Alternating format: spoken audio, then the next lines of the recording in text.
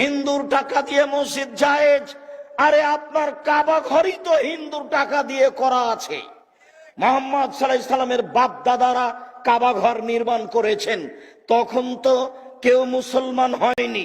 মুহাম্মদ সাল্লাল্লাহু আলাইহি সাল্লাম নিজেই বাচ্চা ছেলে পরনের কাপড় খুলে কাঁধে দিয়ে পাথর বহন করে কাবা ঘর বানাতে গেলেন।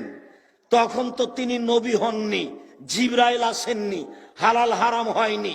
সেই কাবা ঘরই নির্মাণ হয়েছিল, সেই কাবা ঘরেই তিনি সালাত আদায়।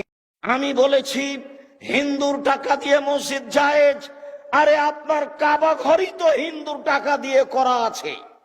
মুহাম্মদ সাল্লাল্লাহু আলাইহি সাল্লামের বাপ দাদারা কাবা ঘর নির্মাণ করেছেন, তখন তো কেউ মুসলমান হয়নি। মুহাম্মদ সাল্লাল্লাহু আলাইহি সাল্লাম নিজেই বাচ্চা ছেলে পরনের কাপড় খুলে কাঁধে দিয়ে পাথর বহন করে কাবা ঘর বানাতে গেলেন। তখন তো তিনি নবী হননি, জিবরাইল